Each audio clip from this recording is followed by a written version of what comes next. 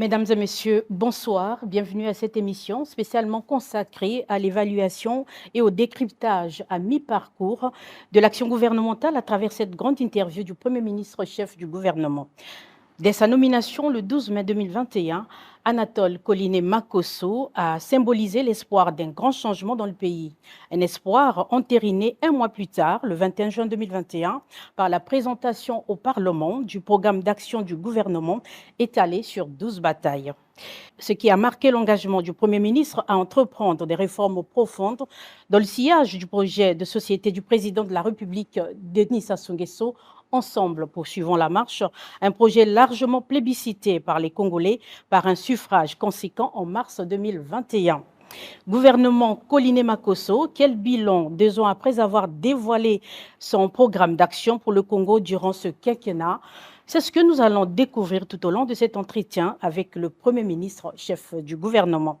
Ainsi, j'ai le plaisir d'être avec Albert Mionzukuta, directeur de publication de la Semaine africaine, et Mekson Foukou Makaya, chroniqueur économique. Monsieur le Premier ministre, nous sommes en tout cas honorés de partager ce moment avec vous. Cet entretien portera sur les 12 batailles de votre gouvernement que nous allons décortiquer une à une, partant de la santé à la gouvernance. Monsieur le Premier ministre, vous avez pris des engagements à votre entrée en fonction. Les Congolais ont cru en vous. Où en êtes-vous aujourd'hui? Pour commencer, je passe la parole à Albert Mionzukuta, qui a l'honneur d'ouvrir cet échange. Albert, c'est à vous.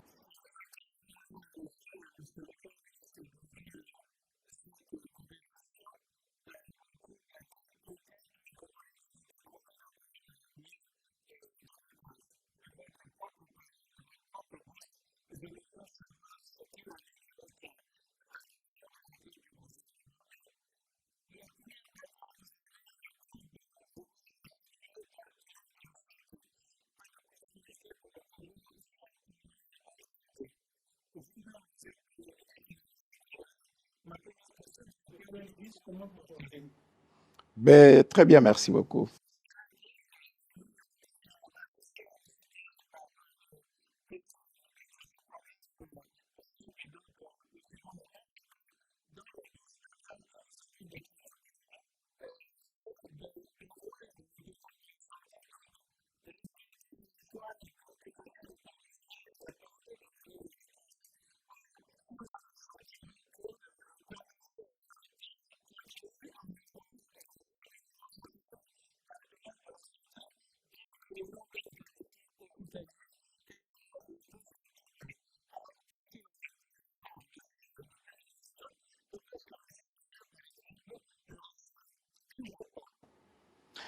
Merci beaucoup, madame, messieurs les journalistes.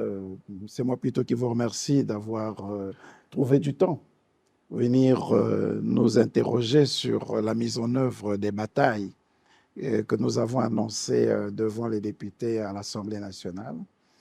Et justement, les 12 batailles, comme les Congolais se plaisent à les rappeler,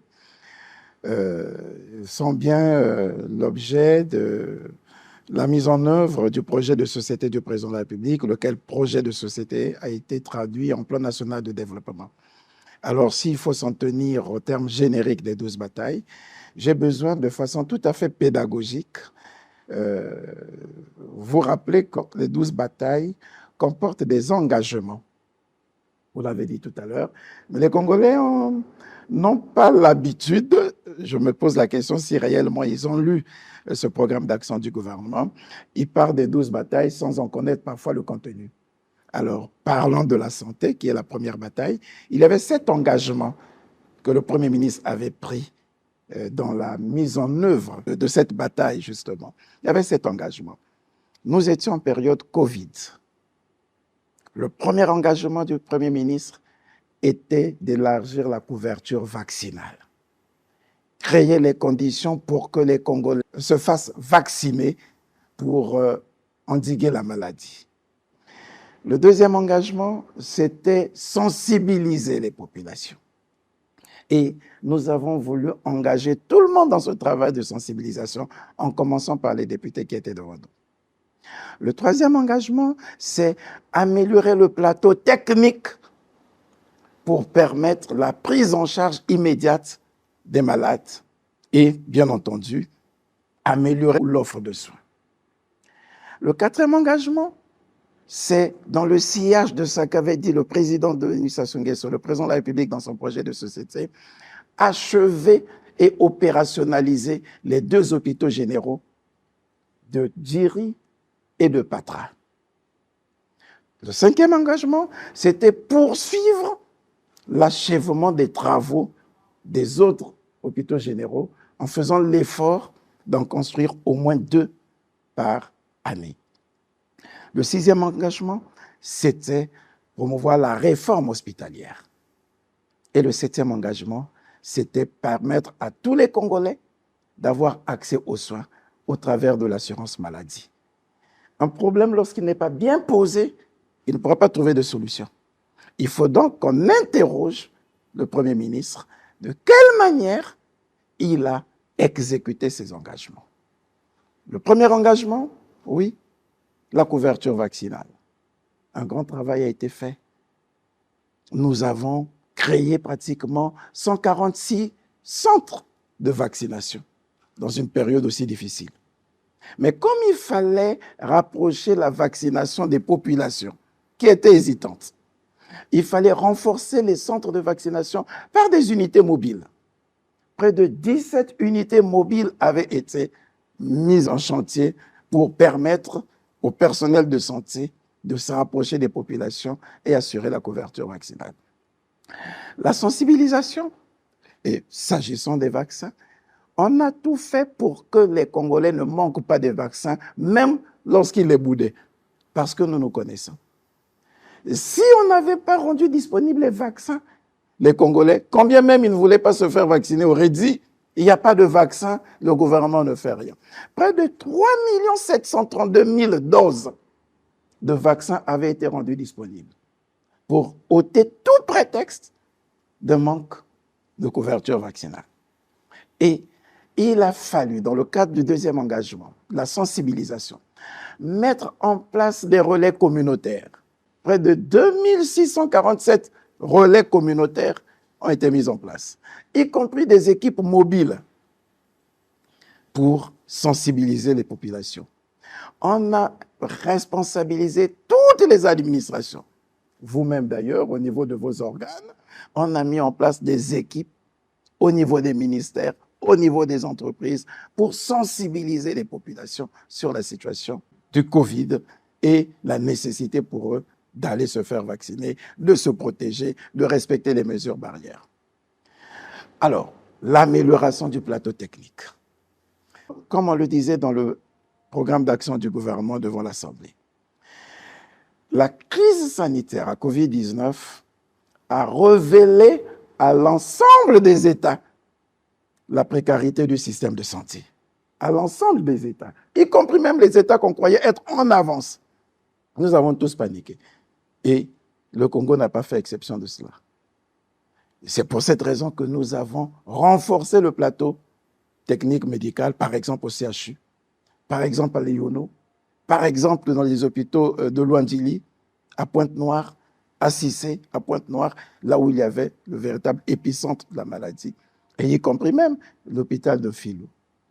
Il a fallu renforcer ces hôpitaux de systèmes sanitaires d'urgence, notamment, par exemple, les lits de réanimation, le système de réanimation et de soins intensifs. Il a fallu renforcer ces hôpitaux de tout ce système. Et c'est ce qui a été fait. Ce qui a facilité la prise en charge systématique des cas les plus difficiles et a permis de réduire le taux de mortalité. Et bien entendu, très vite, il fallait rendre opérationnels les 2 hôpitaux généraux de Djiri et de Patra. Ils ont été rendus opérationnels, inaugurés par le président de la République et qui ont servi donc comme de relais pour la prise en charge médicale des patients en véritable détresse parce qu'à ce niveau, il y avait quand même déjà un plateau technique plus performant au CHU. Mais entre-temps, s'agissant du CHU, on a accéléré la mise en œuvre de conventions de prêt que nous avions avec la B2AC et l'accord qu'on avait avec l'AFD pour non seulement améliorer le plateau technique, mais aussi et surtout réhabiliter les infrastructures du CHU, y compris refaire le réseau électrique et bien entendu les VRD de conduit d'eau pour que nous ayons un CHU relativement restauré. Ce sont des acquis. Pour mieux apprécier, nous allons avoir, au regard de tous les engagements, quels ont été les acquis, ce qui a été acquis, ce qui est en cours d'acquisition et ce qui n'a pas été acquis. Je vous rappelle donc, au regard du travail de sensibilisation, au regard de la couverture vaccinale, au regard de l'amélioration du plateau technique, on a déjà 3 acquis. L'ouverture des hôpitaux. Les autres hôpitaux, l'engagement était pris de faire en sorte que nous puissions en achever au moins 2 par année. Cette année, il a été retenu l'hôpital général de Ouesso, dans la Sanga, l'hôpital général de Sibiti, dans la Lekumu. Les équipes, vous avez suivi le président de la République lors de son séjour dans la Sanga, visiter cet hôpital dont les travaux devraient déjà démarrer. Ensuite, nous avons la réforme hospitalière avec la réactivation de tous les districts sanitaires. Près de 45 districts sanitaires sur toute l'étendue du territoire national sont en pleine réhabilitation, en pleine harmonisation pour leur permettre de garantir les soins à nos populations. La réforme hospitalière, oui, un travail, c'est en cours, mener une réflexion pour réformer tout le système de santé, par exemple, pour que les nouveaux hôpitaux généraux ne subissent pas le sort du CHU, qui est devenu comme un hôpital de base, parce que géré comme des hôpitaux ordinaires, il est prévu une grande réforme qui permettra à ces hôpitaux de garantir leur qualité par une gestion hospitalière qui soit différente de la gestion de tous nos hôpitaux généraux. En cours d'acquisition, c'est l'assurance maladie.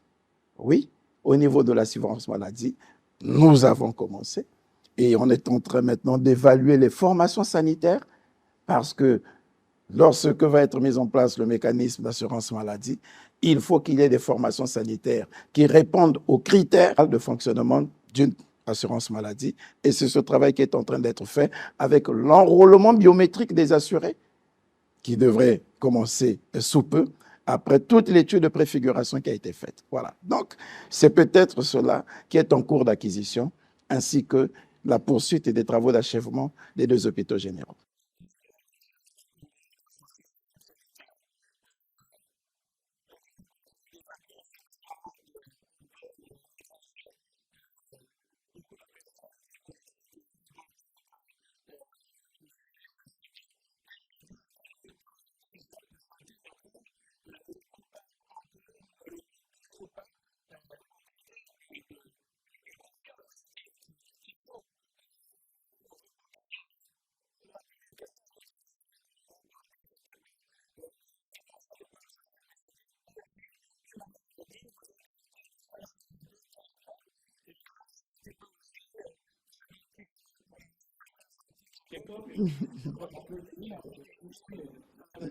Non, ça n'a pas été le cas.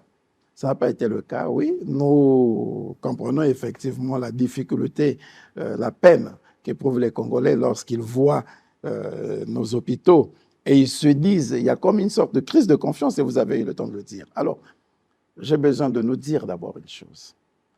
La première raison qui faisait que nous puissions évacuer systématiquement nos compatriotes à l'étranger, c'était un grave déficit d'imagerie médicale. La difficulté qu'on avait de faire un scanner ici, lorsqu'on est attaqué, il n'y en avait presque pas dans nos hôpitaux, jusqu'à une certaine période. Ce n'est que vers les années 2010 que nous avons commencé à voir quelques scanners dans certains hôpitaux, y compris dans les privés. Le manque de ce qu'on appelle l'IRM, l'imagerie à résonance magnétique. Aujourd'hui, ça va être chose faite. Tout comme bien d'autres équipements qui sont fonctionnels dans les hôpitaux de Djiri, de Patra, à l'hôpital Idut Lissi Bongo, Ondiba, à Oyo. L'autre chose, c'est l'expertise médicale. Les médecins, les professeurs, ainsi de suite, quoique étant de grande expertise, mais c'est dans la mentalité du Congolais. Il n'a toujours pas tout à fait confiance parfois à son propre produit, y compris à son compatriote. Et on a toujours tendance à penser que ailleurs, c'est mieux. C'est pas impossible, ils ont plus d'expérience que nous, ils ont un plateau plus performant qu'ils expérimentent depuis bien longtemps. Nous, on est en train de commencer. Et c'est pour cette raison que nous mettons un accent particulier sur le capital humain, la formation des médecins. Ceux-là que nous avons formés à Cuba, près de 245 sont rentrés, et tous les autres personnels médicaux que nous avons. Donc, oui, on peut dire que jusqu'aujourd'hui, le Congolais n'a pas encore tout à fait confiance à son système médical, mais au regard de ce que je viens de vous dire, on peut penser que nous sommes en cours d'acquisition de cette confiance des Congolais sur leur système de santé.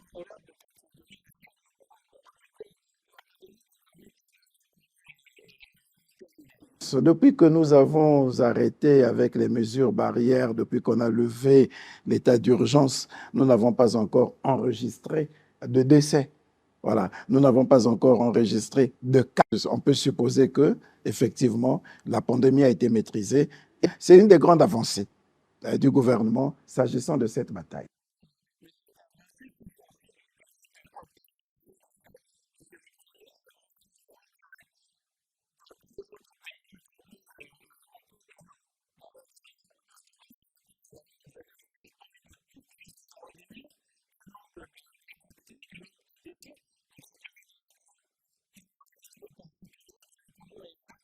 Très bien.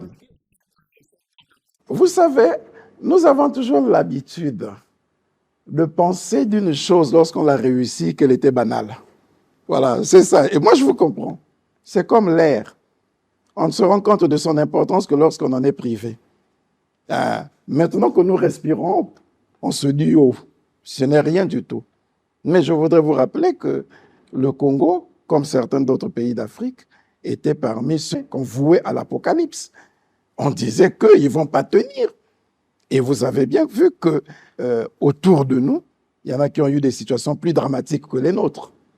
Mais comme l'effet, peut-être pas escompté, prédit, n'est pas celui que nous avons connu pour les Congolais, oh, ce n'était rien. Le Congo n'a fait aucun effort supplémentaire. Alors, si nous n'avons fait aucun effort supplémentaire, l'investissement que nous avons réalisé nous sert aujourd'hui. Vous voyez, les jeunes experts, les automates que nous avons dans les différents hôpitaux. Je vous ai parlé des structures de soins intensifs que nous avons améliorées. Je pense qu'il y a quand même beaucoup d'acquis. Voilà.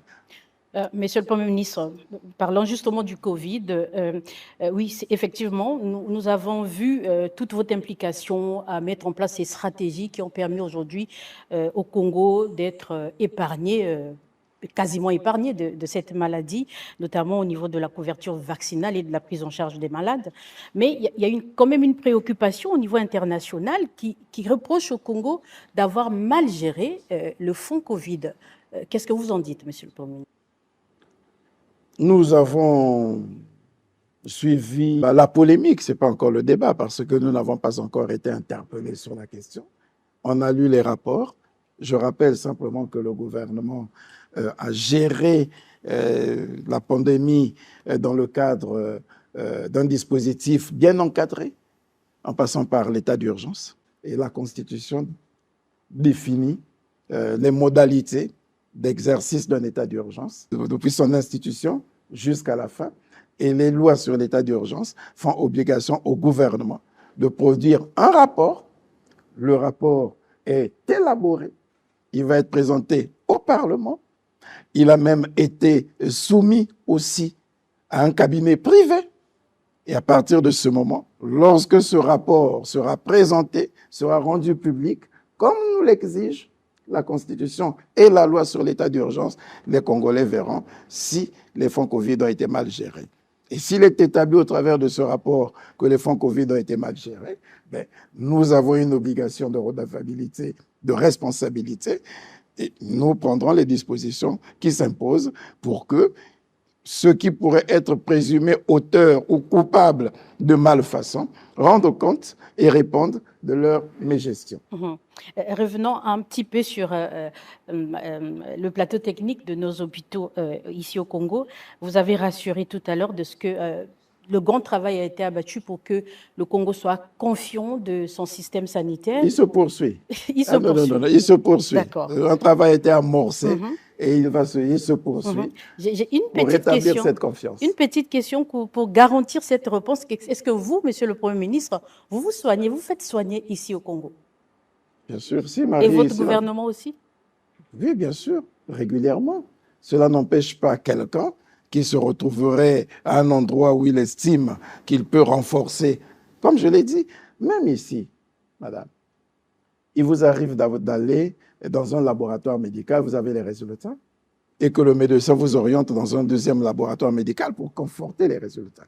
Donc, c'est ce qui peut faire à ce que quelqu'un qui se soigne régulièrement ici, lorsqu'il se trouve en Europe, psychologiquement se disant qu'il y a peut-être meilleurs soins, il y a peut-être d'autres investigations qui peuvent être menées dans tes laboratoires, dont il peut être plus sûr du résultat que ceux qu'il a déjà, qu'il puisse le faire. Mais n'empêche que lorsque nous sommes tous malades, mais nous nous rendons dans nos hôpitaux, ce sont les mêmes médecins qui nous consultent. Sans doute que si je ne vais pas systématiquement dans un centre de santé intégré, si je ne vais pas systématiquement au CHU, le médecin se fera plaisir de venir me consulter à la maison. Ce sera le même médecin. Il me prescrira une série d'examens à faire. Je ne les enverrai pas en France. Je ne les enverrai pas, je ne sais pas, dans n'importe quel pays, au Maroc ou partout ailleurs. Je vais les faire dans les mêmes laboratoires. Visitez les hôpitaux. Visitez les laboratoires. Vous verrez si vos dirigeants ne fréquentent pas ces établissements, plutôt que de rester dans les a priori. Et qu'en est-il à propos du cancer? C'est l'une des raisons des évacuations. Et vous le savez déjà, au niveau des établissements comme Djeri, Patra, le travail qui va être fait à partir de ce moment, c'est renforcer le plateau technique. On vous l'avait déjà dit que les hôpitaux de Djeri, de Patra par exemple, ont été rendus opérationnels après 60% de réalisation. Il y avait un déficit de 40%. Et les 40% prennent en compte les plateaux pour la prise en charge, par exemple, des pathologies comme le cancer. Voilà. Et donc, c'est ce qui doit être fait cette année, en même temps que nous allons poursuivre les travaux d'achèvement des deux autres hôpitaux, comme je l'ai dit, de Ouesso et de Sibiti. Nous allons remettre à niveau les hôpitaux de Djeri et de Patra pour permettre la prise en charge de la dialyse, du cancer dans notre pays.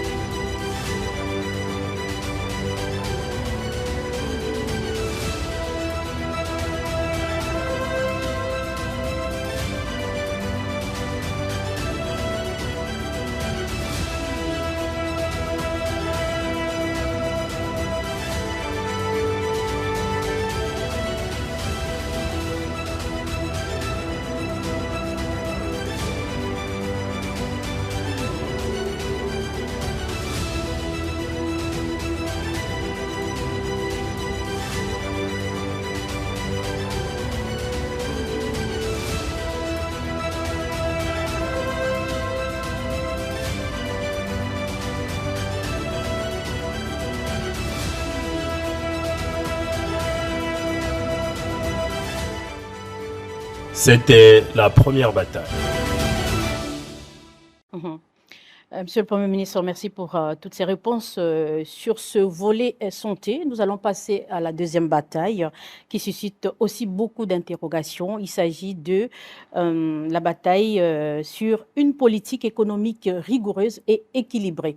Je passe donc la parole à Mexon-Fou. Je pense parmi ces batailles pour le Congo, qui gagne, nous l'espérons bien, figure celle de la politique économique. Vous l'avez voulu rigoureuse et équilibrée.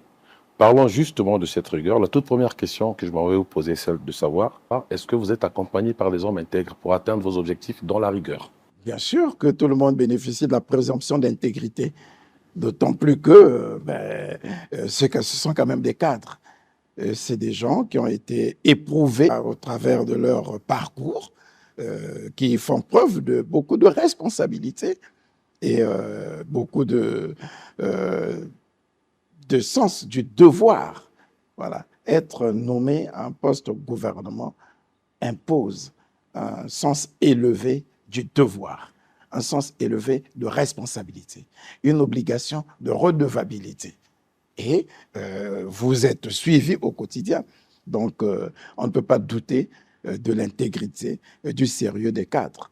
On peut se tromper, on peut commettre des fautes. On est des humains. Nul n'est parfait, dit-on. Voilà. Nous sommes tous des humains. Dans l'accomplissement des missions qui nous sont confiées, on peut commettre des malfaçons. Et parfois, on ne se rend pas compte. Ça peut être intentionnel, non intentionnel. Ça peut être intentionnel. Mais vous êtes rappelé à l'ordre lorsqu'on se rend compte que votre conduite, votre façon de faire pourrait retarder le processus de développement du pays. Il n'y a pas que les ministres. C'est chacun de nous à tous les niveaux de responsabilité, y compris le planton. Au sein d'une administration publique, faut-il encore que le planton connaisse son rôle? Si je suis planton à la primature, mon travail, ce n'est pas simplement de prendre le courrier et d'aller le déposer quelque part. Mon travail, c'est avoir conscience que dans ce courrier, il y a une information capitale que le Premier ministre, par exemple, voudrait faire arriver à telle administration. Si je n'ai pas conscience de cela, je retarderai le travail de l'administration parce que par léthargie, par paresse, je vais laisser s'accumuler les correspondances de mon administration, de mon bureau, à mon poste de travail, et je retarde la circulation de l'information capitale qui est contenue dans le courrier et que moi, du fait de ma responsabilité, du fait de ma fonction, je dois faire porter, et inversement. Donc, la responsabilité s'impose à nous tous, l'intégrité s'impose à nous tous. Dites-nous personnellement, puisque vous parlez de rigueur, comment est-ce que vous, personnellement, aviez vécu cette crise autour du fonds FIGAR? On parle d'un ministre de la République qui serait plongé, je parle au conditionnel, dans une histoire de détournement de fonds. En ce moment-là, que deviendrait la soutenabilité de cette dette, puisque la pépinière, les start-up sont pratiquement détruites en ce moment-là?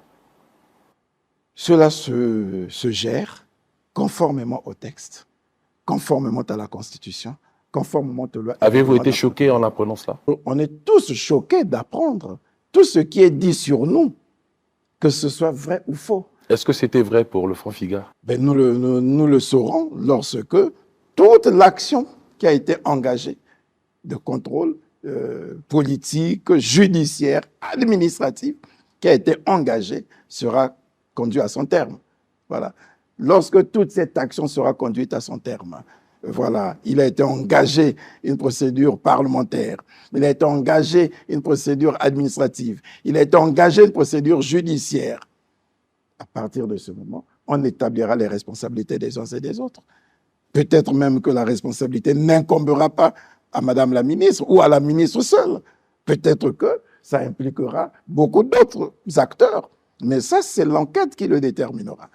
Pour le moment, nous travaillons froidement sur le dossier, comme sur bien d'autres dossiers, mais sans faire du bruit. Comme sur bien d'autres dossiers, vous ne vous rendez peut-être pas compte, mais simplement parce que pour ce dossier, il y a eu une levée de bouclier, il y a eu une agitation qui fait qu'on puisse penser que c'est le seul dossier qui requiert la rigueur du gouvernement. Si, le gouvernement est rigoureux. Comment? Mais dans la vie politique active, il ne peut pas manquer. Sinon, on n'aurait pas mis en place toutes ces institutions de contrôle. Vous avez une Cour des comptes et de contrôle budgétaire. Vous avez une haute autorité de lutte contre la corruption. Vous avez un commissariat national de comptes. Vous avez des procédures judiciaires. J'ai suivi le procureur général, par exemple, près la Cour suprême, qui, dans son mot de circonstance, rappelait l'obligation qui est la sienne, l'engagement qui sera le sien, de travailler pour une véritable gouvernance économique et financière. Ça veut dire que là où il y a des humains, il ne peut pas manquer des dossiers qui devraient nous interpeller. Voilà. Et le dossier FIGA peut être un parmi tant d'autres. Monsieur le Premier ministre, face à une situation qui a fait autant de bruit, qui a indigné autant les Congolais, c'est vrai que les procédures sont amorcées. Les Congolais s'indignent de ce que ça traîne quand même le pas. Il y aurait quand même une réaction assez prompte du gouvernement pour arriver au résultat et savoir réellement ce qui s'est passé et rétablir les responsabilités. Premièrement, la loi est dure, mais c'est la loi. Il faut l'appliquer. Il faut éviter de contourner la loi pour espérer régler vite un problème. Vous pouvez vous tromper. Voilà. Et deuxièmement, les procédures d'enquête et d'instruction sont des procédures silencieuses. Voilà. Elles sont encadrées par le secret de l'instruction. Donc, c'est tout à fait normal que les Congolais puissent estimer ou penser que le gouvernement est silencieux. Ce n'est pas le gouvernement qui est silencieux, mais c'est la procédure qui est silencieuse. Voilà. On ne livre pas comme ça un humain à la vindicte populaire sans s'être assuré de ce que la procédure a été conduite à son terme. J'ai envie de vous rappeler, madame, j'ai des formations professionnelles. Je suis magistrat de formation. Et donc, j'ai l'obligation de veiller à ce que les procédures soient engagées conformément à la loi. Dans le fond, Monsieur le Premier ministre, dans cette deuxième bataille, il est question de rendre la dette publique soutenable. Et au 31 décembre 2020, elle s'élevait à près de 6 000 milliards de francs CFA, soit plus de 98% du PIB, et tout naturellement au-delà de la norme communautaire de la CEMAC, fixée à 70% ou moins. Pour la rendre soutenable, il vous faut des leviers, tant sur le plan interne qu'externe. Rappelons-nous d'abord que c'était 9 engagements. J'insiste sur cette façon pédagogique parce que j'entends parler les Congolais, y compris les journalistes. Je suis surpris parfois par les analyses que vous faites, les raccourcis qui sont faits. 12 batailles, aucune n'a été remportée. On ne sait pas ce que c'est.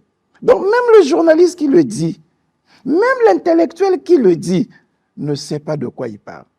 Ça ressemble à un élève qui est dans une salle de classe. On a présenté un problème au tableau. Il n'a pas lu le problème. Et il commence à écrire. Je ne sais pas où est-ce qu'il va trouver la solution s'il n'a pas lu l'énoncé. Voilà. Pour permettre à l'élite d'apprécier l'action du gouvernement au regard des 12 batailles exposées devant les députés à l'Assemblée nationale. Il faut avoir lu les 12 batailles. Comme, je ne doute pas, qu'ils ont lu le projet de société du président. Comme, je ne doute pas, mais ça m'étonnerait qu'ils ont lu le plan national de développement. Nous l'avions lu, Monsieur le Premier ministre, je peux vous rassurer. Et c'est pourquoi je vous pose la question de savoir... Alors, parlons des 12 batailles. Vous l'avez peut-être lu. C'est pour ça que je vous pose la question de savoir quels sont vos leviers sur le plan interne qu'externe. C'est peut-être parce que vous l'avez lu que je ne vous ai jamais suivi aborder cette question avec légèreté, comme je l'entends de la part de certains acteurs, y compris ayant assumé des plus hautes responsabilités dans ce pays. Nous l'abordons avec vous maintenant, Monsieur le Premier ministre. Voilà, avec une certaine méthode. Quels sont vos leviers, Monsieur le Premier ministre, sur le plan interne et externe? Alors, je suis heureux que vous notiez déjà que la dette qui avait été estimée à près de 108 à 110% du PIB en 2011 est ramenée à 93,2% du PIB en fin 2022, en décembre 2022, et certainement à 91% à l'heure où je vous parle. Ce qui veut dire qu'un travail important a été fait. Quels sont les leviers qui ont conduit justement à cette réduction de la dette? Eh bien, c'est la rigueur de la gestion de la dépense publique, d'abord. La rigueur dans le paiement de la dette internationale, extérieure comme intérieure. Voilà. C'est la discipline budgétaire. C'est aussi, je ne peux pas le nier, l'amélioration des recettes pétrolières. Parce que nous avons quand même connu une période où on a eu une certaine, une forme d'embellie, une forme, on pourrait l'appeler comme ça, de boom pétrolier, où le baril de pétrole était vendu sur le marché à près de 100 $, 100 et quelques dollars. La discipline budgétaire que nous nous sommes imposés, l'ensemble des mesures que nous nous sommes imposées, nous ont permis de commencer à liquider petit à petit cette dette extérieure, de rétablir la confiance avec l'ensemble des partenaires. C'est aussi un élément important, c'est un des engagements.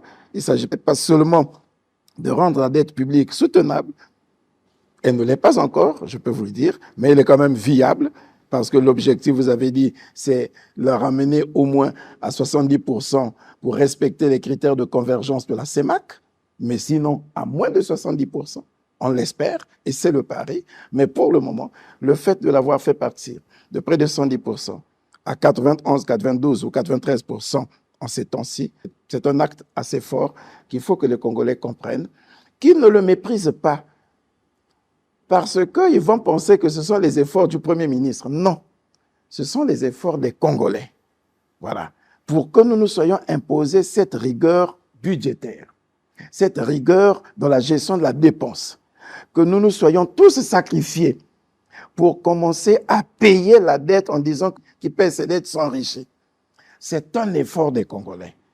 Les Congolais méprisent parfois leurs propres efforts parce qu'ils pensent que ça peut profiter à un individu. Non, ce n'est pas l'effort du Premier ministre. C'est la rigueur, la voie tracée par le président de la République, acceptée par les Congolais, qui acceptent de se sacrifier, de geler même parfois leurs propres avantages, leurs propres créances qu'ils ont vis-à-vis de l'État, de nous donner la possibilité de privilégier la dette extérieure que nous avons accumulée au cours des années. Ce sont tous ces efforts qui ont permis cette réduction et nous devons poursuivre ces efforts pour que nous soyons à mesure de ramener cette dette jusqu'à moins de 70%. Pourquoi pas à moins de 50%?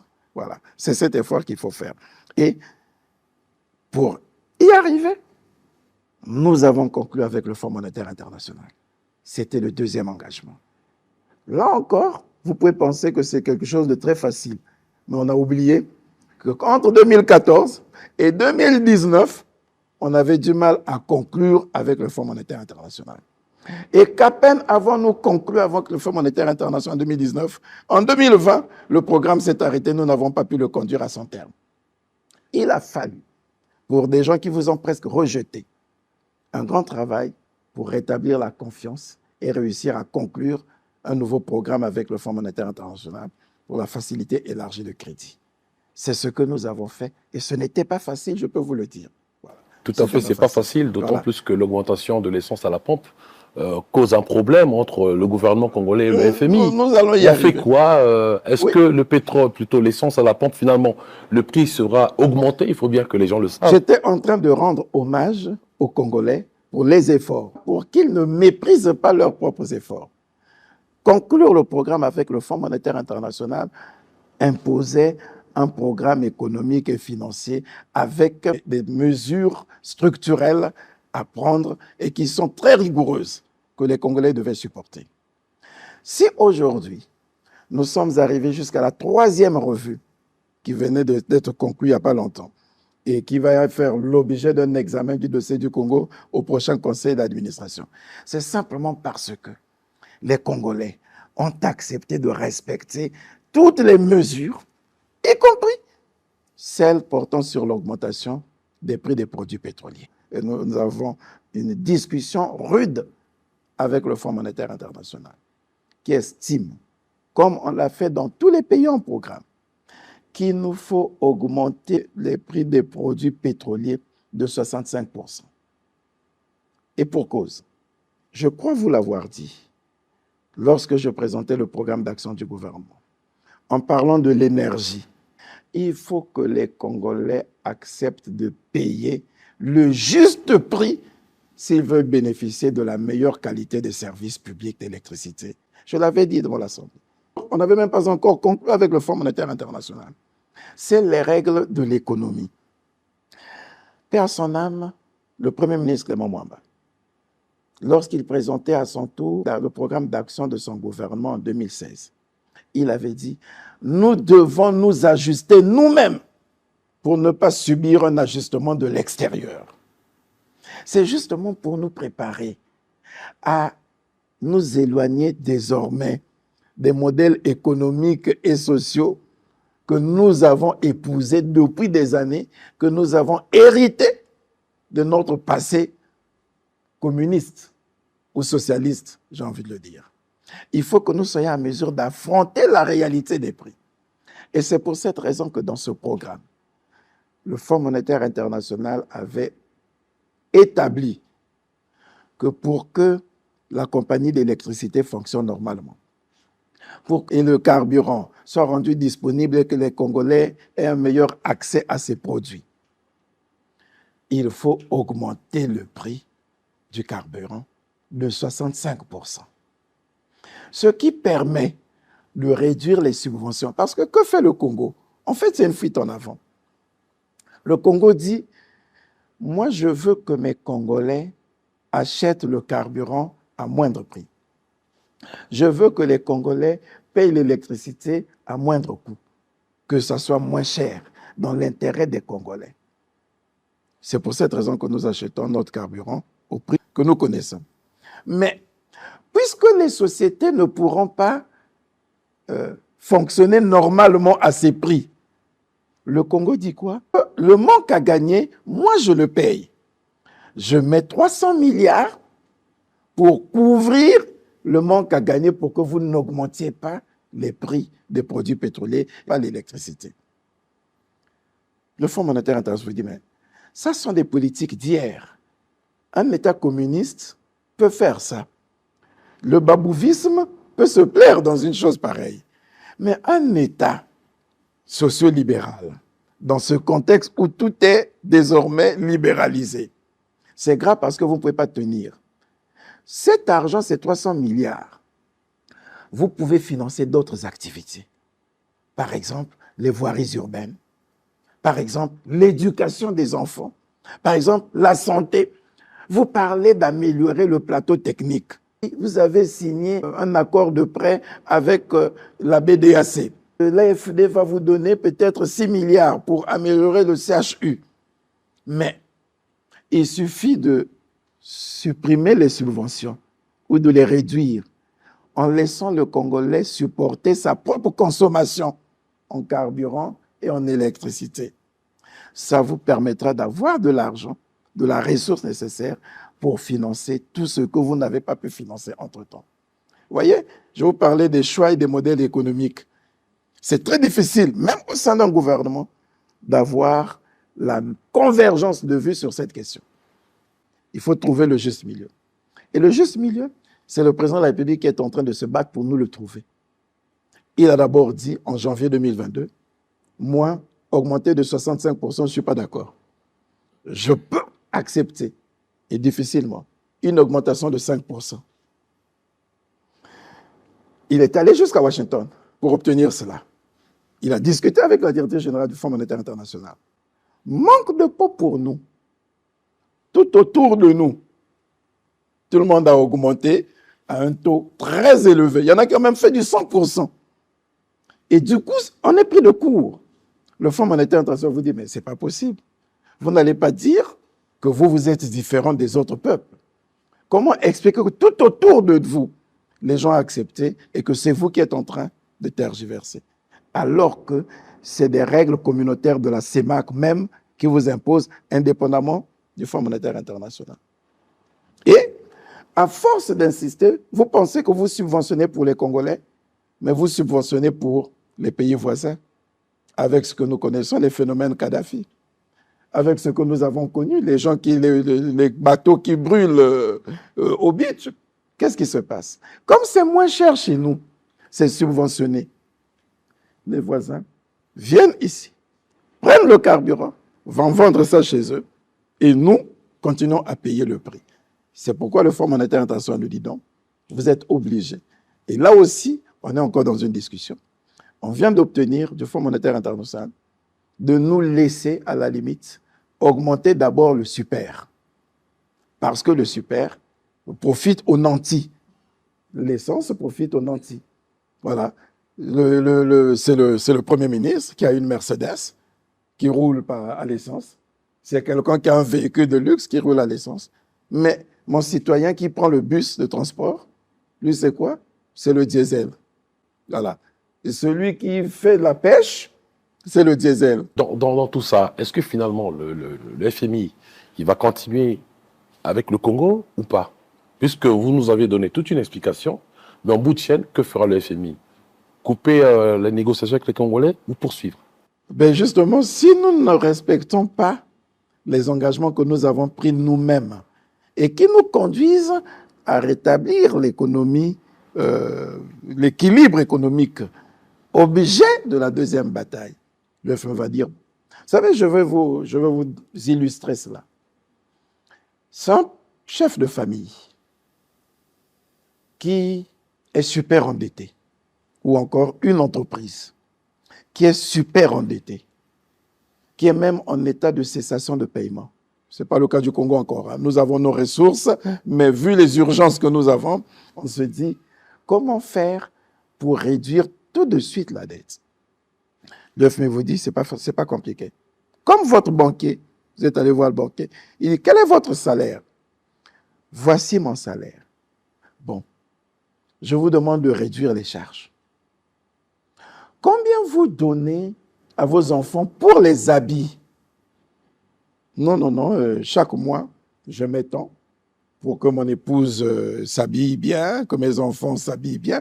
Il dit, mais est-ce que vous ne voyez pas que si vous réduisez les charges avec les habits, tout le luxe que vous avez avec vos parents, avec votre famille, vous pourrez dégager de la marge pour commencer à payer votre dette, de sorte que jusqu'à telle période, votre dette est apaisée et vous pouvez reprendre votre vie normalement. Voilà, faire ce que vous faites. Vous donnez combien à vos parents? Papa, maman, les enfants, les frères, toutes les charges. Non, je donne tel montant. Oui, mais commencez à réduire.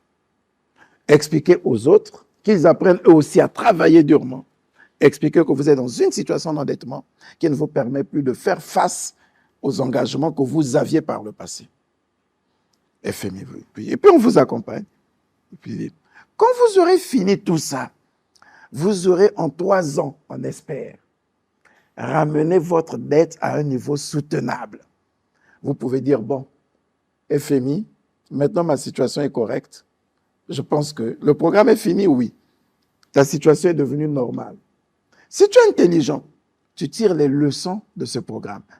Et même n'étant plus en programme, tu gères toujours avec rigueur. Tu gardes les mêmes habitudes pour bien développer ton pays.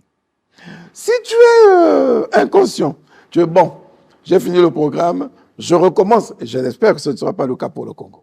Après 3 ans de programme que nous aurons conduit à son terme, et on aura réalisé quelques marges, réduit notre dette, on va tirer les leçons pour dire, bon, finalement, pour ne plus courir le risque de revenir en programme, on va maintenir ce train de vie.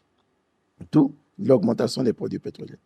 Les 300 milliards que nous subventionnons pour payer l'électricité à quelqu'un qui n'est même pas tenu d'éteindre l'ampoule excusez-moi de le dire, dans sa salle de bain, qui n'est même pas tenu. Il a fini avec la salle de bain. Il n'était même pas, il est sorti.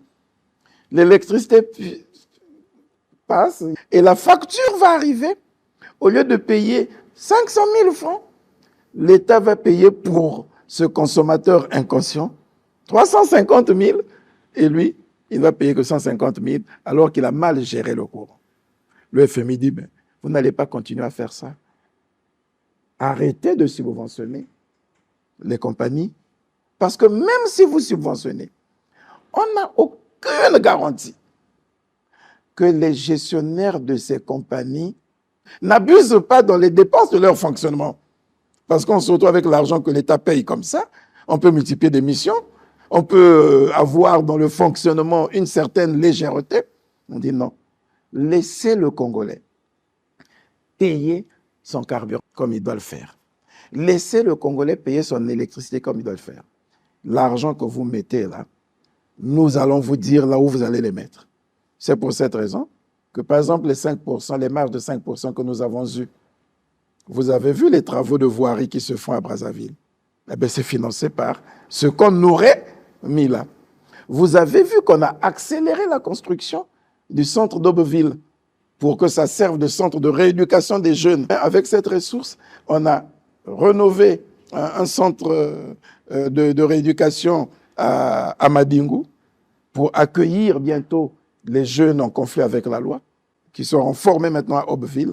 Vous voyez, avec ça. Donc, le FMI vous dit, vous pouvez utiliser cette ressource pour des programmes plus importants qui profitent directement à la population.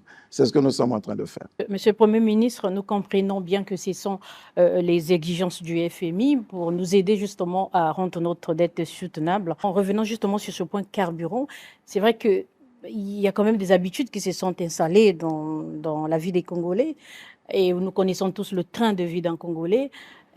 À côté du carburant, il y a aussi les taxes qui vont avec. Pendant ce temps, l'état des routes laisse à désirer. Vous payez les taxes. Entre-temps, ce sont les mêmes routes pour lesquelles vous payez les taxes qui dégradent vos véhicules.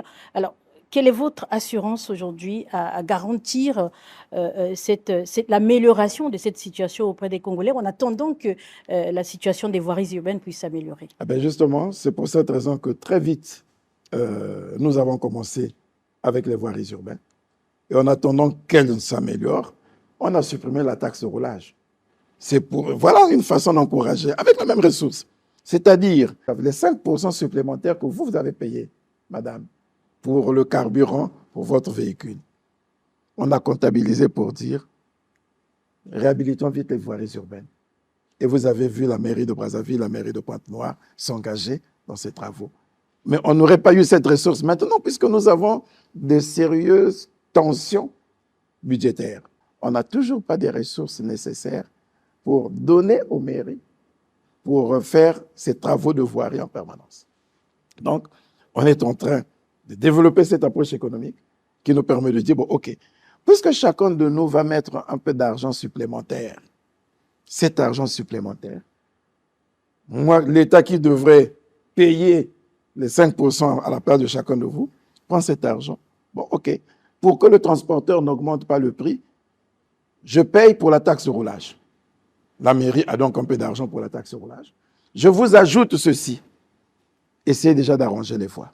Et puis, nous tenons à vite rendre opérationnel, à relancer la société de transport urbain pour que, effectivement, celui qui veut prendre son taxi à essence, ça veut dire qu'il a de l'argent.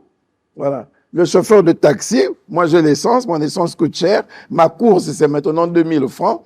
OK. Si tu as l'argent, toi.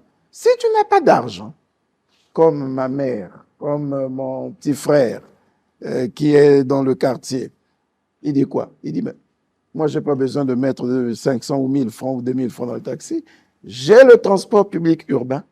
Ça me coûte que 150 francs, eh bien, je prends et je me déplace. Voilà, c'est pour cette raison qu'on veut rendre vraiment viable ce transport public urbain. On veut relancer, vous avez suivi, le ministre d'État Bouya est en Inde, a rencontré les partenaires d'Exim Bank, avec lesquels nous avions un accord de prêt qui nous a permis de mettre en chantier la société de transport urbain à Brazzaville comme à Pointe-Noire. Mais le financement n'avait pas été libéré en totalité.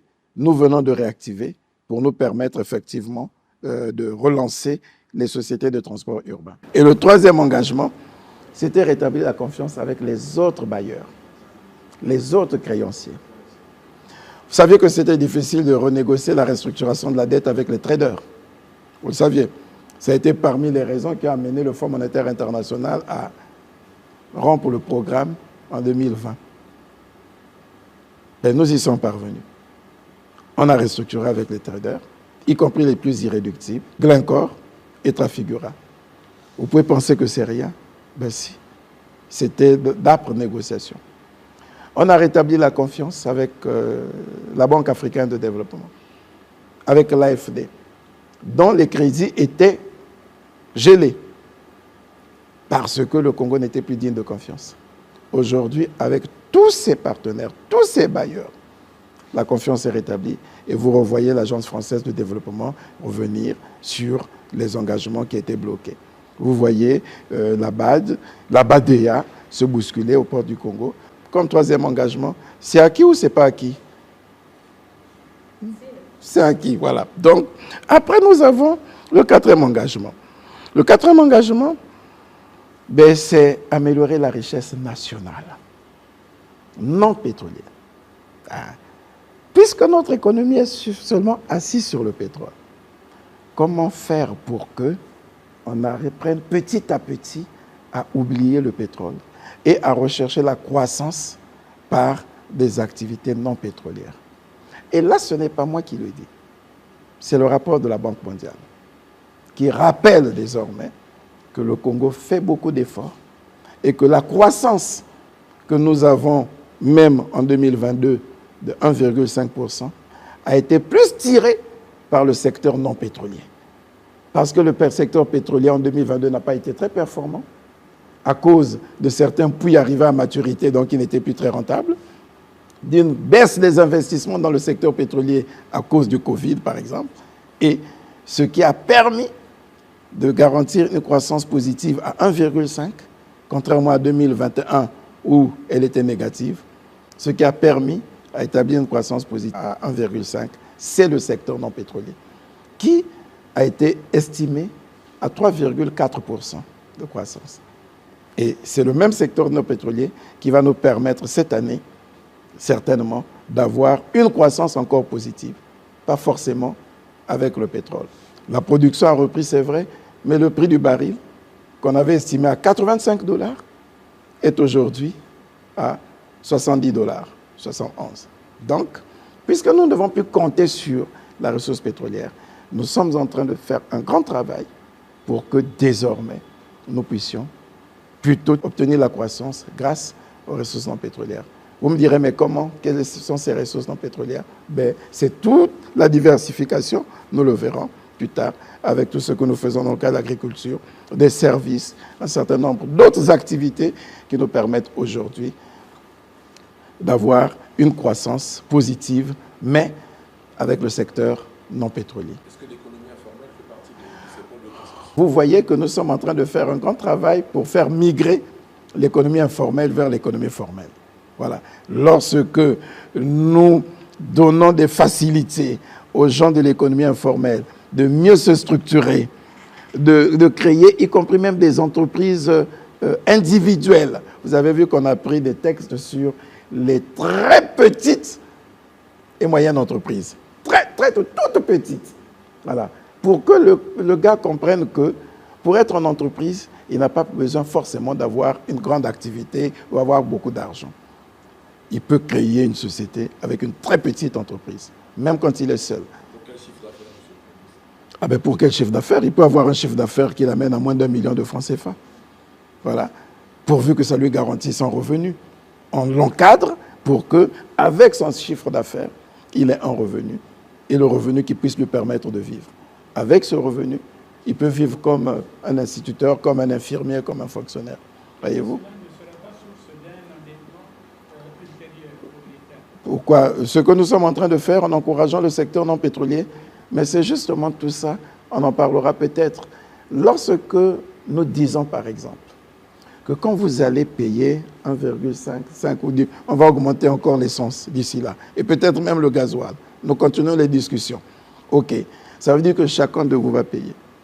Ça veut dire, ce qui revient à dire que le Congo ne va plus subventionner la SNPC, CORAF, EKRC, EEC, ainsi de suite, LCDE, parce que les Congolais ont accepté de payer au juste prix leur consommation. Cet argent, qu'est-ce qu'on fait? On peut dire, nous voulons relancer la croissance. On veut amener beaucoup de Congolais à se lancer dans des activités de production hors pétrole. L'agriculture, le tourisme, le loisir. Les 200 milliards là, par exemple, que je devais donner à CORAF, ainsi de suite, je mets ça à la disposition des banques. Vous n'avez plus à hésiter à donner des crédits à mes jeunes. mon jeune qui veut faire une activité agricole, qui veut avoir un véhicule pour assurer le transport des produits agricoles, du bassin de production au foyer de consommation. Il n'a pas d'argent. Il peut frapper à votre porte. Vous avez de l'argent, vous pouvez le lui prêter. Mais ce n'est pas l'argent de l'État. Parce que vous, la banque, vous me le rendrez. Parce que si on dit que c'est l'argent de l'État, le Congolais inconscient, il va se dire, oh, après tout, c'est l'État. L'État n'a pas de père, n'a pas de mère, ne me mettra pas en prison. Non. Vous l'avez en banque. Vous prenez votre crédit aux conditions de la banque. La banque vous dit, OK, je vous prête, j'ai besoin de telle garantie. On va amortir, on va réduire les différentes garanties. On ne va pas demander à un jeune qui sort de l'université qu'il donne une parcelle de terrain avec un titre foncier, ce n'est pas évident. On va assouplir les conditions. Mais à condition que, quel que soit ce que tu encaisses, 10 francs, 50 francs, 100 francs, tu viens reverser. Parce que, qu'est-ce qui fait échouer les jeunes dans leur projet? C'est qu'il n'a pas l'obligation de rapporter la recette dans un établissement bancaire. Il a commencé une activité, on l'a payé 50 francs, 200, 50 000 là-bas, il les garde. Il va prendre la bière avec. Dès qu'il a une urgence, il met la main, il fait, et l'activité va s'arrêter. Or, cette fois-ci, la banque prendra toutes ses précautions. Quoi que tu puisses vendre, ça revient. De sorte que, au bout de tant de temps, tu as remboursé ton crédit et ton activité se développe, on peut encore prêter. Donc, ce sont ces précautions que nous prendrons. Cela paraît alléchant, mais c'est à l'horizon de quoi? Quand est-ce que ça va se matérialiser Eh bien, très bientôt. Si les Congolais acceptent de nous suivre dans la politique silencieuse qui est menée, parce que comme on ne parle pas de ça, ils ont l'impression qu'il n'y a rien. C'est pourquoi ils disent, ah ben il y a quoi? Il n'y a rien du tout. Voilà. Si les Congolais acceptent de nous suivre dans cet élan, dans cette politique, que chacun de nous accepte les mesures que nous sommes en train de prendre, la ressource est là. On voulait expérimenter avec les 5%. Vous ne saviez pas, par exemple, qu'on a mis la ressource à la disposition des mairies. Vous ne saviez pas que c'est avec ça qu'on va relancer le centre de rééducation d'Aubeville. Vous ne savez pas qu'on a relancé la LCDE et qu'avec ça, on a donné un peu d'argent à EKRC, ce qui lui permet aujourd'hui d'avoir encore plus de transformateurs dans les quartiers, d'améliorer son circuit de transport d'électricité. Vous ne le saviez pas.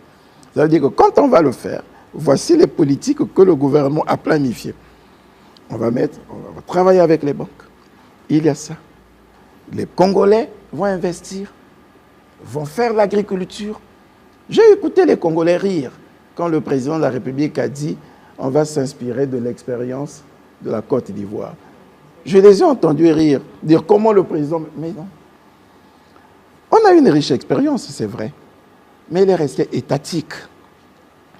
Tout ce que nous avons fait comme progrès dans l'agriculture dans ce pays, c'est l'État qui était l'acteur, avec les offices, office du cacao, office de commercialisation et de vente de produits agricoles, ONCPA, office de ceci, office congolais du bois. Les Congolais ne se sont pas impliqués comme opérateurs agricoles, créateurs de richesses. Quand on a créé Sokavilou, Sangapalm, ce sont les financements publics, c'est l'État qui gérait, avec tous les risques que cela comporte, avec un manque de rigueur parfois, avec ces mêmes subventions, le café qui aurait pu coûter tant, l'État ne veut pas que ça coûte cher, il va diminuer et l'entreprise ne peut pas faire des bénéfices. Ce n'est pas le cas dans les autres pays. Le président de la République a visité une chocolaterie en Côte d'Ivoire, n'est-ce pas? Est-ce que c'est pour l'État? C'est pour le privé. C'est un privé qui dit, moi je m'engage avec la rigueur du haut privé. Nous n'avons pas ça. Et on va susciter ces vocations. Quand vous voyez le ministre de l'Agriculture développer les zones agricoles protégées, c'est pour amener les Congolais petit à petit à s'intéresser. Il dit, bon, je commence, je vous aide. Maintenant que vous avez vu que vous pouvez gagner, vous avez pris goût, allez maintenant vous mettre à votre propre compte. La banque va vous accompagner. L'État a mis des ressources pour qu'on vous accompagne. Voilà. On peut donc dire que le troisième engagement de cette bataille est acquis avec toute cette politique que nous avons de promouvoir le PIB non pétrolier. Après, le quatrième engagement, c'est la mobilisation des ressources financières nationales propres. Parce que nous avions un problème, justement, au sujet de ces ressources. Il est arrivé des moments où nous avions des budgets de 1500 milliards parce qu'on avait du mal à mobiliser les ressources fiscales internes. On ne comptait que sur le pétrole. Entre 2014 et 2020, les cours du baril ayant été ce qu'ils ont, donc nous n'avions plus les mêmes ressources qui nous permettaient d'établir le budget à 3 000 milliards, 4 000 milliards. On est descendu à 1 500, 1 800 milliards. Parce que l'illusion qu'on avait de ressources pétrolières nous a freiné l'élan de mobiliser les ressources intérieures, fiscales et douanières. On voit que cette année, par exemple, les recettes fiscales sont mobilisées au-delà de leur performance. Entre janvier et mai, les recettes fiscales ont un taux de recouvrement de plus de 100%. Donc, si on avait prévu, je prends un montant comme ça, 5 milliards pour janvier, nous avons recouvré à plus de 5 milliards en janvier, et ainsi de suite. Parce que c'est un effort qui a été fait pour inciter les gens à payer leurs impôts, et surtout un effort qui a été fait par les administrations fiscales pour recouvrer. Mais on est encore à un taux de recouvrement peu performant, de moins de 60%, je peux le dire. Ça veut dire que si nous fournissons davantage d'efforts, nous allons mobiliser plus de recettes fiscales. Et c'est la même chose pour la douane. La douane a eu aussi une très belle performance, sauf que la contre-performance de la douane est liée au fait que nous avons accordé beaucoup de subventions à cause de la période Covid et de la guerre en Ukraine. On a supprimé, par exemple, les taxes de douane pour les importations d'un certain nombre de produits. Et ça, quand les gens vous disent, oui, le plan de résilience, ils ont dit qu'il y avait un plan de résilience, ça a coûté beaucoup d'argent, ça y est où? Mais c'est le manque à gagner. Quand l'État dit, la farine, on va importer sans payer la douane, c'est un manque à gagner pour l'État. C'est de l'argent. À la limite, ça s'appelle des subventions. Donc, ce que l'État aurait pu percevoir, l'État ne le perçoit pas pour permettre aux Congolais d'acheter le produit à un prix qui ne sera pas surévalué.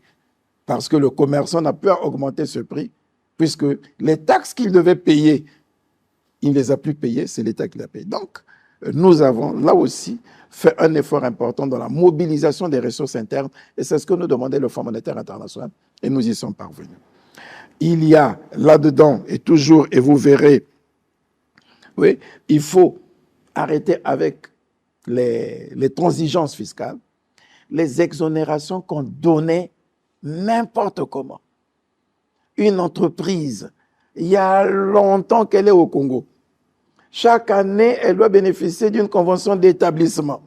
Et au titre de cette convention d'établissement, il ne paye pas les impôts sur les sociétés, il ne paye pas telle taxe, il ne paye pas telle taxe, il ne paye pas ceci. On a dit, il faut arrêter ça. Il faut que les entreprises payent. Les exonérations, oui, une ONG a fait venir du matériel, demande une exonération, on accorde l'exonération. N'importe qui fait venir, on va demander là-bas à la douane un enlèvement exonéré. Non, on a arrêté tout ça.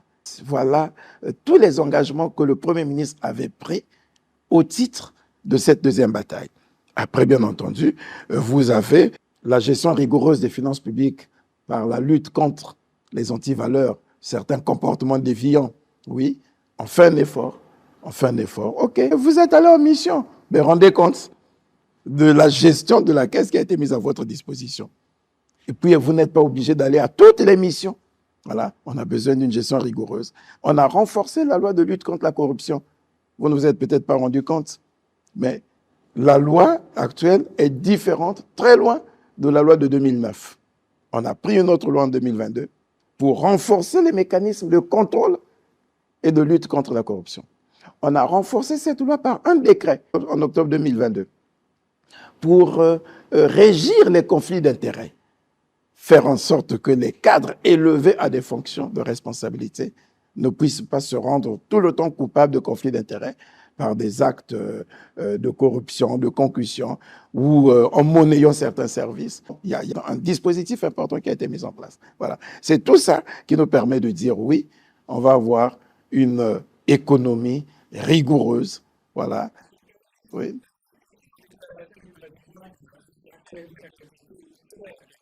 Ben, c'est le 9e engagement de cette bataille. Aujourd'hui, on peut dire, est-ce que ça servait à quelque chose ou ça sert à quelque chose?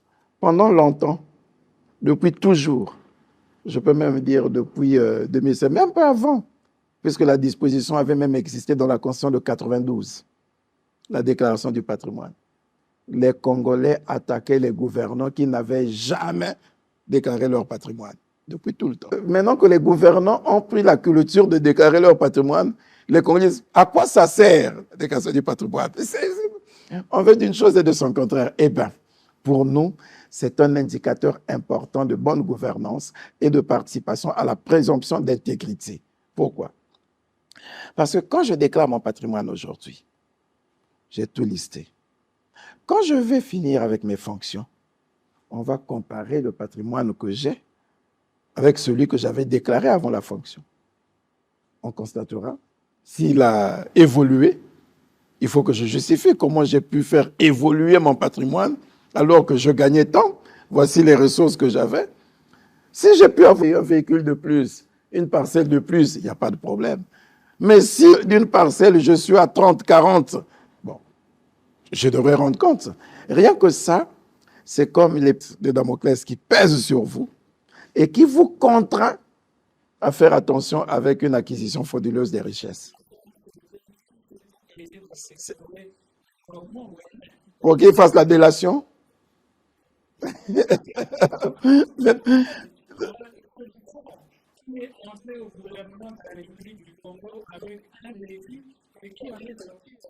Je crois qu'il y a des mécanismes qui ont été mis en place. La première fonction de cette déclaration du patrimoine, elle est dissuasive. Elle nous discipline tous, elle nous demande de faire attention.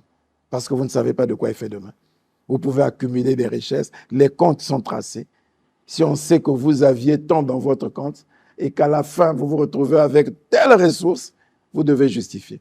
Donc, ça vous discipline déjà vous-même. Voilà. Et c'est un élément important. Et je peux dire que c'est un acte fort que le gouvernement a posé en prenant tous les textes sur la déclaration du patrimoine et en s'étant prêté à cet exercice. Voilà. Quand j'ai fait ça, je peux supposer que des 9 engagements de cette bataille, il y a 7 qui sont acquis et 2 qui sont en cours d'acquisition. Aucun engagement est non acquis.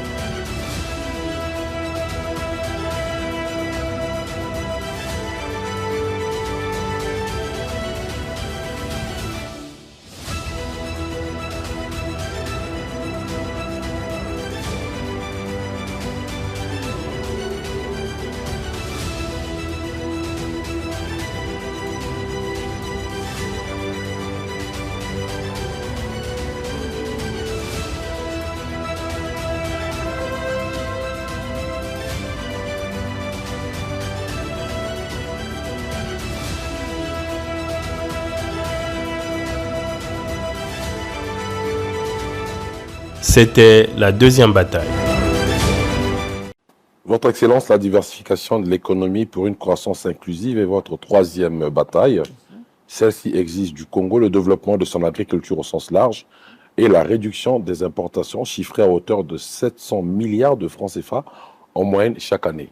J'ai envie de vous poser la question qui est celle de savoir, avant que vous ne développiez avec les différents points qui soutiendraient cette bataille, où en sommes-nous avec les exportations? Que nous n'exportons pas et n'importons pas les mêmes produits. Voilà, nous exportons les matières premières, généralement, et que nous ne transformons pas encore sur place. Nous exportons le pétrole, nous exportons les légumes, nous exportons les matières premières. Mais nous importons tous les produits de consommation. Voilà, manufacturiers, alimentaires. Et parlant des produits alimentaires, c'est le président de la République qui nous le disait d'ailleurs. Voilà, nous importons à près de 700 milliards de francs CFA de produits alimentaires. C'est grave pour un État. Ça veut simplement dire que nous ne produisons pas beaucoup. Mais ça ne doit pas nous surprendre. Quand le président l'a dit en Côte d'Ivoire, encore une fois, j'ai écouté les Congolais crier. Ça ne gêne pas que nous puissions dire que nous n'avons pas une culture agro-pastorale. Nous ne sommes pas des pasteurs. Hein?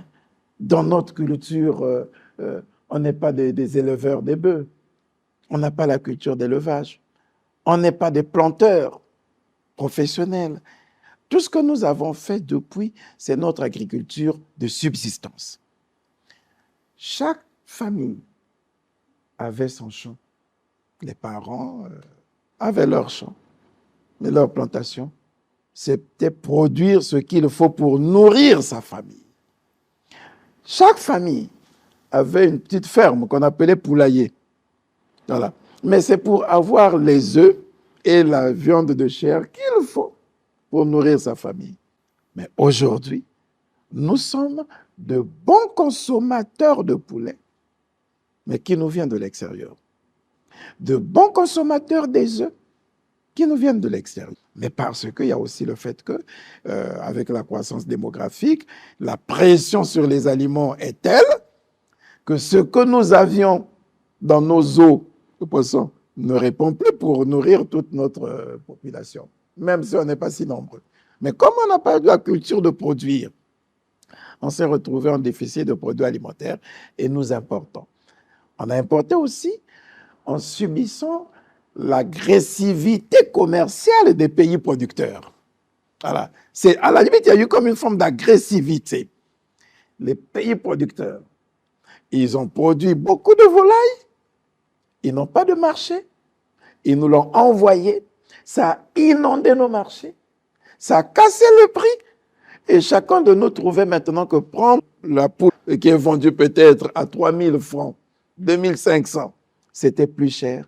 Et nous nous sommes rués sur cette poule que nous importions, qui nous coûtait 1 000 francs, 1 200, poids 12, poids 15, et ainsi de suite. Et l'habitude étant une seconde nature, nous nous sommes habitués à ce mode de consommation et on a pu réussir à en sortir. Maintenant, il faut inverser la tendance. Il nous faut beaucoup produire. Mais nous n'en avons pas la culture. Voilà. Peut-être pas les moyens non plus. Bon, c'est pour cette raison que le ministre de l'Agriculture a commencé avec les zones agricoles protégées. Quelle est la fonction de la zone agricole protégée? C'est susciter des vocations. Comme ils n'ont pas suffisamment de moyens, ils ont peur d'entreprendre, à part le manque de moyens. Mais il y a le goût du risque que nous n'avons pas. On a peur de prendre le risque. Ce n'est pas l'attitude du citoyen de l'Afrique de l'Ouest. Lui, pendant qu'il va à l'école, il est dans une activité parallèle. Si ce n'est pas le commerce, c'est l'élevage. Si ce n'est pas l'élevage, c'est ainsi de suite. Même la pêche, l'agriculture. Nous, on n'avait pas cette activité parallèle. Ce n'est pas possible. Lui, quand il a fini ses études, son projet conçu dans sa tête, c'est qu'il soit à son propre compte. Nous, on n'en l'a pas perdu. Quand on a fini les études, c'est la fonction publique. Ça fait que le débat que nous avons ici au Congo, il n'existe presque pas dans d'autres pays. Quelqu'un qui a fini les études, qui a eu sa licence, son master en 2000, nous sommes en 2022, il attend toujours d'être intégré à la fonction publique. Et pendant ce temps, il n'a même presque rien entrepris, à part donner quelques enseignements dans une école privée, à part se mettre au compte de quelqu'un d'autre et attendre le temps qu'il soit intégré à la fonction publique. Chez les autres, il n'y a pas d'emploi à la fonction publique. Tout de suite, il réfléchit comment se prendre en charge. L'Occident l'a même compris. La France, qui avait la culture effectivement du fonctionnariat, ainsi de suite, a changé de paradigme de formation. Depuis l'école, en fait, c'était comme une fuite en avant, mais ils l'ont fait de façon intelligente. On met dans votre tête que ce n'est pas bien d'être sous-employé ou d'être employé par quelqu'un. C'est bien plutôt pour vous de promouvoir votre propre emploi. Au fond, c'était, je me permets de le dire, une sorte de fuite en avant. Parce que les pays savaient qu'ils ne réussiront pas à garantir les emplois à tout le monde. Il faut déjà les pousser vers la création d'auto-emploi. On a modifié ces paradigmes. Mais eux, ils ont une culture agricole depuis. On ne le dira pas. Nous, c'est peut-être parce que la nature nous a tout donné. Une grande superficie. On n'est pas nombreux. On a la mer, on a les fleuves, on a les cours d'eau, on a la forêt, on a la savane. Tout était à notre portée. Et on a continué comme ça. Eux, ils se sont retrouvés nombreux. Un territoire réduit. Il faut nourrir tout le monde. Ils ont investi leur propre territoire. Ils n'ont pas de mer, ils n'ont pas d'océan. Je crois que c'est un pays qui n'a pas d'accès sur la mer. Voilà. Donc, l'instinct de survie a amené certains peuples à être entreprenants. Non, non. C'est maintenant que nous voulons développer l'instinct de survie. On n'a pas cédé des terres. On n'a pas cédé des terres. Non, et puis ne soyons pas susceptibles à ce point, non. On a besoin de former nos Congolais à la culture entrepreneuriale, à la vocation agricole. Il faut susciter des vocations. On les met au travers d'une zone agricole protégée. Vous êtes une coopérative, ok. Vous êtes 20, d'accord. Est-ce que vous avez un espace de terre? Oui, c'est ce que fait le ministre des Affaires foncières. On réserve des terres, ce qu'on appelle les réserves foncières de l'État. Il dit, ok, nous avons une réserve foncière. Bon, il y a des jeunes qui veulent avoir une zone agricole protégée. S'ils ne l'ont pas dans la réserve foncière, ils les ont peut-être même dans leur localité là-bas. On négocie pour eux. Si vous êtes dans votre village, c'est que vous pouvez avoir accès à cette terre. D'accord. Vous faites votre activité, votre coopérative. On vous donne des semences. On vous organise, vous travaillez. On a gagné déjà un pas important. On n'a pas fait comme les villages agricoles où on a construit des maisons pour les gens qui devraient y vivre et qui pensaient que tout était pour le beau dans le meilleur des mondes. Ils n'avaient plus de fort à fournir. Ici, vous habitez chez vous. Vous développez votre coopérative. Et quand vous avez de l'argent, quand vous vendez le produit, et le ministre fait la promotion de la commercialisation de ces produits. On a besoin du maïs pour fabriquer l'aliment de bétail. J'ai aussi entendu les Congolais. Qu'est-ce qu'on fait avec le maïs jaune? Ce n'est pas celui que nous mangeons, ainsi de suite. Mais on en a besoin pour l'aliment de bétail. Ce sont des intrants. Sinon, vous n'aurez pas de pêche, vous n'aurez pas d'élevage, vous n'aurez de pisciculture, d'élevage de bovins et autres. Donc, il encourage ça. Quand les populations ont vendu leur maïs, ils se partagent. Ah ben on a vendu nos 2 hectares, ça nous a rapporté 25 millions. Ah, 25 millions, ok. Ils sont combien? Ils sont peut-être 20 ou 15, je ne sais pas, bon, prenons même 20. Ok. Ils sont 20. Ça veut dire que chacun d'eux peut avoir au moins 1 million. Vous prenez 1 million, vous divisez par 6. 6, c'est des sessions de 6 mois. Chacun d'eux a au moins 120 ou 150 000 francs par mois. Comparez cela avec celui, mon infirmier par exemple, mon agent de l'État. Sa rémunération n'est donc pas loin que celle de cet agriculteur. Dites-le lui. Si tu as 150 000, eh bien, c'est presque ce que gagne un instituteur. Mais l'instituteur, avec ça, il a des enfants, il doit préparer les fiches, il doit se déplacer. Toi, tu les as. Ça veut dire que le métier d'agriculteur est aussi rentable que la profession d'enseignant. Et celui qui a vu ça, il dit, ah mais tiens, mais maintenant que je sais ce que c'est, au lieu que je me mette en coopérative, je peux maintenant me mettre à mon compte personnel, où nous sommes 2 ou 3, on va créer une très petite entreprise agricole.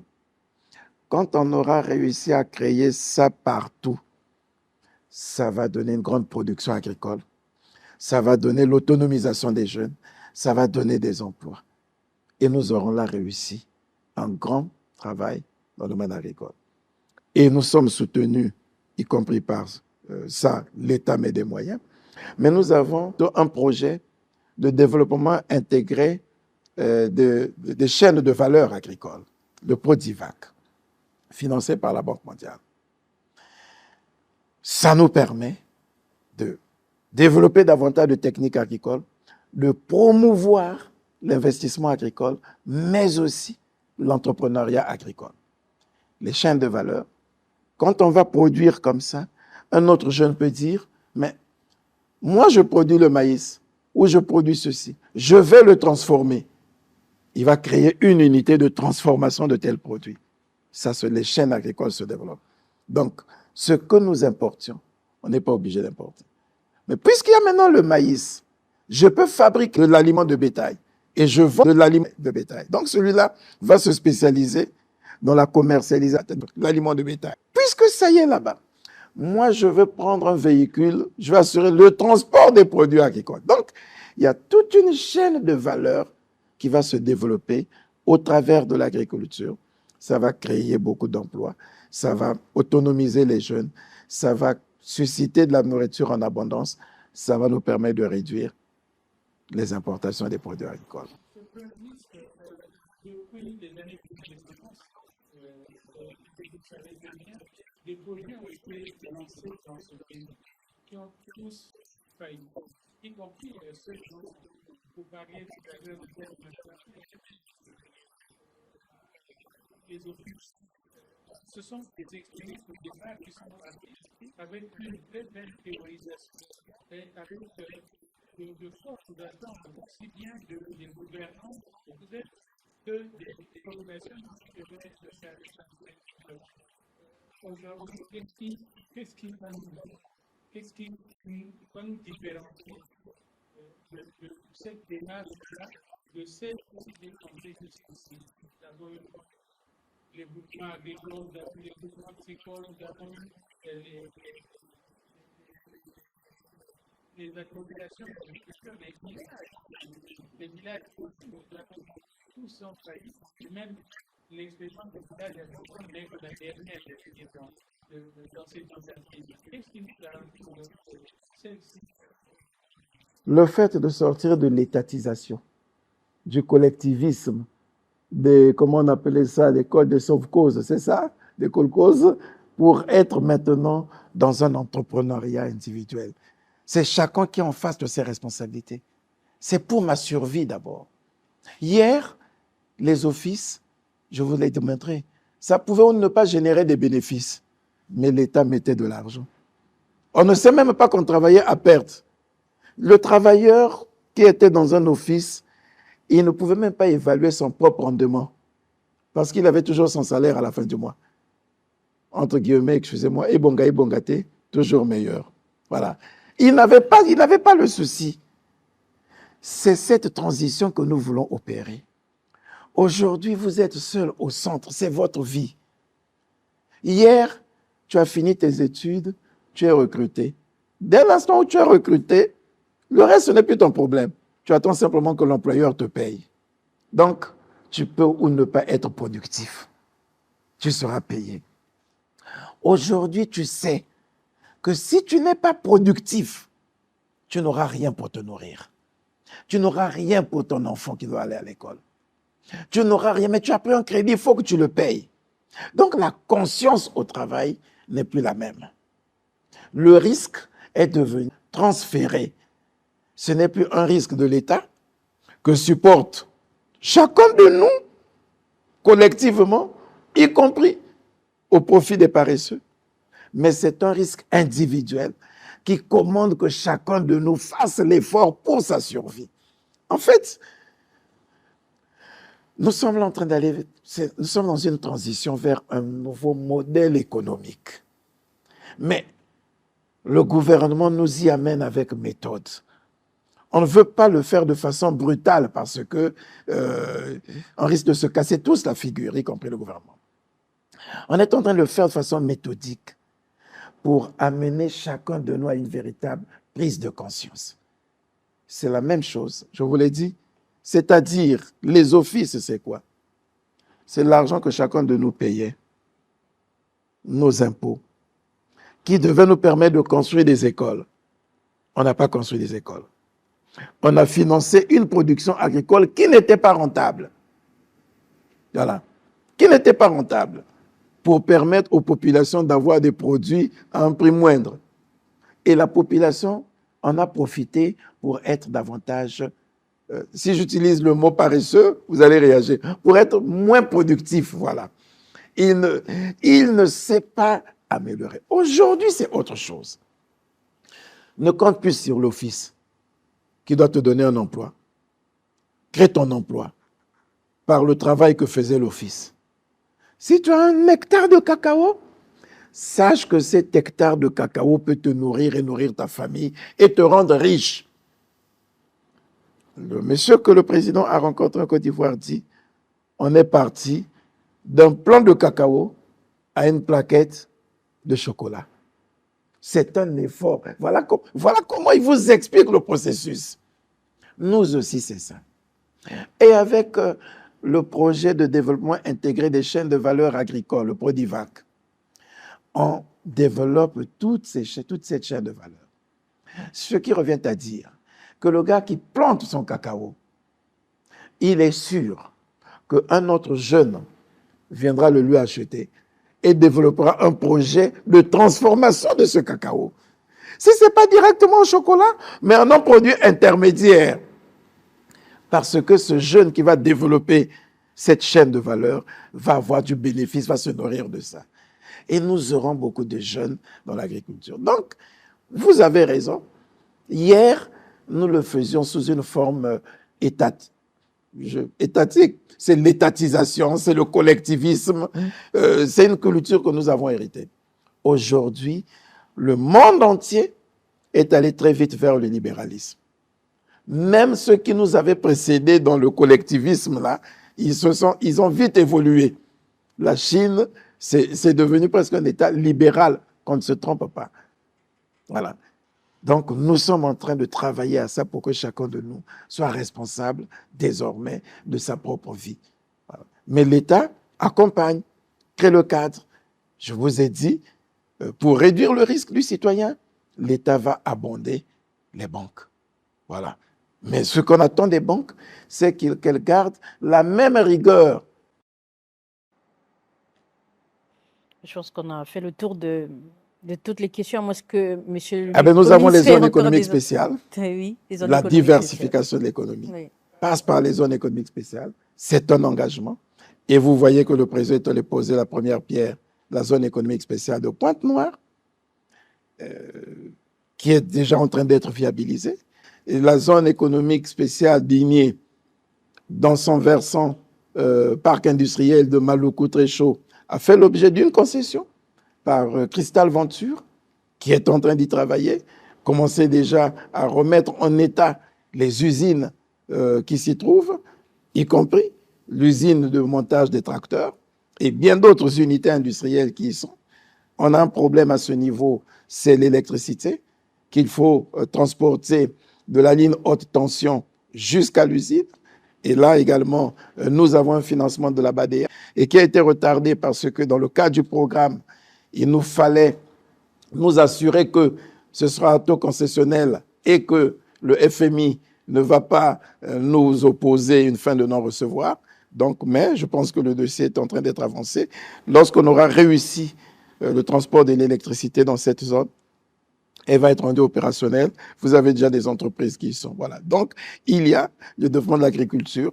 Il y a, avec tout ce que je venais de vous indiquer comme orientation, il y a les zones économiques spéciales. Vous êtes là en train de gagner le pari de la diversification économique.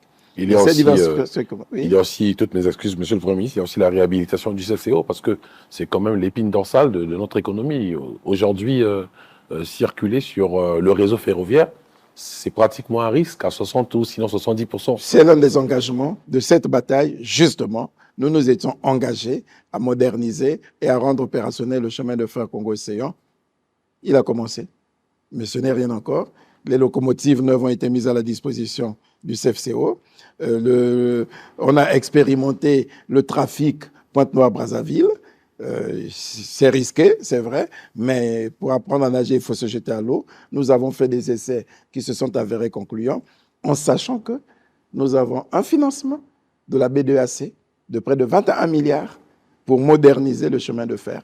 Et là aussi, ça a tardé, simplement parce que nous négocions en même temps avec le Fonds monétaire international et qui, je vous l'ai dit, la politique mise en place, c'est éviter de se surendetter, de s'endetter davantage. Donc, à chaque fois, il nous faut négocier pour qu'ils comprennent qu'il y a des endettements qui seront nécessaires. On s'assure simplement que les conditions sont des conditions à taux concessionnel. La B2AC, c'est une banque communautaire, donc c'est comme si on se prêtait de l'argent à soi-même. Il faut expliquer tout ça au Fonds monétaire international. Et lorsque nous aurons finalisé cet accord de prêt, qui est déjà, il ne reste plus que notre signature, la banque nous l'a traduit. Dès que nous allons finaliser cet accord de prêt, vous pouvez être sûr que nous avons la ressource pour l'opérationnalisation et la relance du chemin de fer Congo-Océan. Voilà.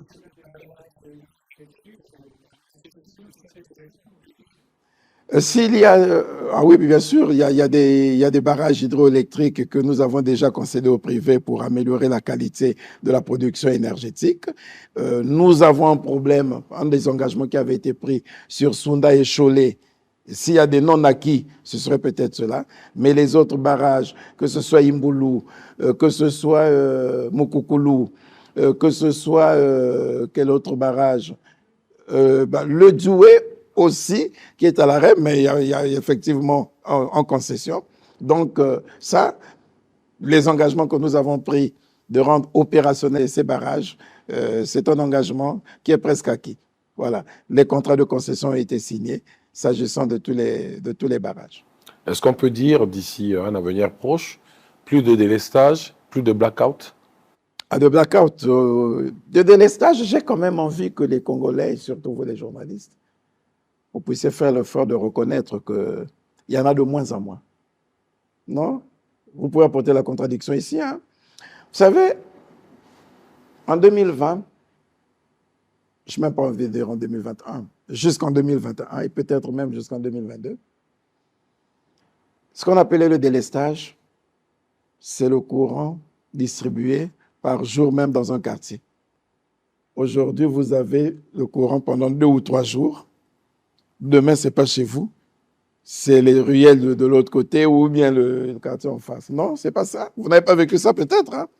Ben c'est ça. Est-ce que c'est ce que vous vivez encore aujourd'hui? Non. Comment? Ah ben, plus ou moins. Donc, c'est déjà une évolution. Vous avez vu l'installation de transformateurs un peu partout.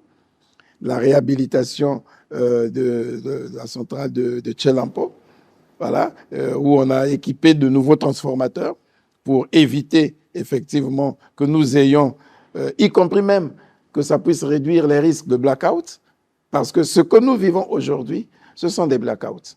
Mais ce n'est pas le délestage. Il y en a encore, je ne dis pas que c'est totalement écarté, mais de moins en moins, les délestages que nous avons connus tels que je venais de vous le décrire. Voilà.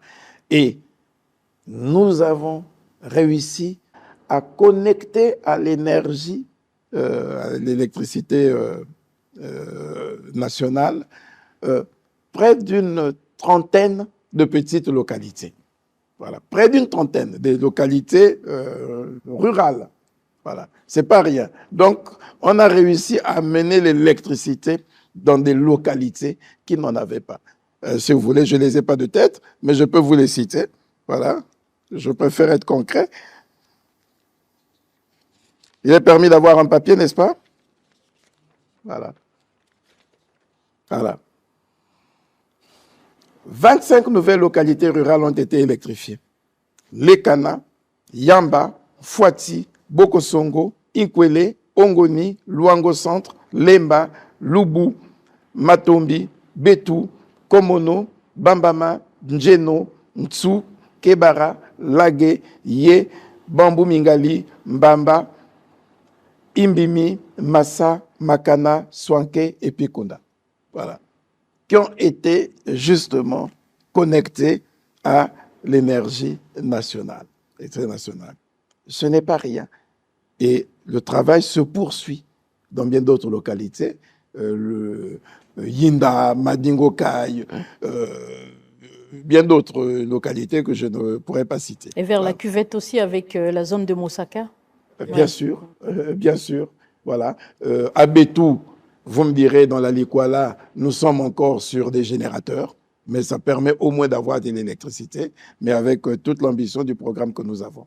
Le développement, c'est l'électricité. Et c'est pour cette raison qu'on y travaille, et le président de la République l'avait mis d'ailleurs en bonne place dans son projet de société. En dehors des 6 piliers, c'est parmi les domaines d'accompagnement qui puissent permettre effectivement le développement de ces 6 piliers. De l'autre côté, il y a de l'eau. Jusqu'à présent, à Brazzaville, Pointe-Noire, les grandes agglomérations, l'eau au robinet, c'est vraiment de l'or. Sinon, quand ça coule, c'est ce qu'on appelle chez nous du jus de gingembre.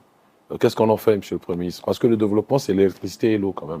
Oui. Avec le balai de bidon qui ne cesse jamais. C'était le transport de l'eau qui posait problème. Il y a encore des défis, il y a des choses à faire, mais ce qui est fait n'est pas encore à négliger. Voilà. Et on va arriver avec un système de pose de compteurs, tant d'électricité que d'eau, pour que désormais nous puissions payer au juste prix nos consommations et que ça nous rende davantage rigoureux.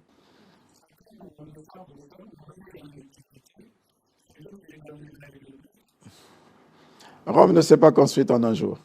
Le plus important, c'est que l'on arrive à réaliser qu'on n'est pas statique.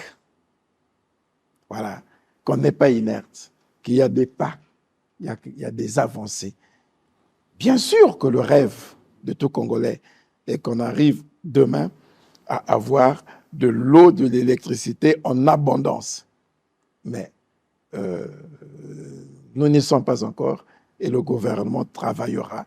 Les gouvernements successifs aussi. Parce que ce n'est pas l'ouvrage d'un jour. Ce n'est même pas l'ouvrage de 5 ans. C'est l'ouvrage de plusieurs années de travail, plusieurs années d'efforts.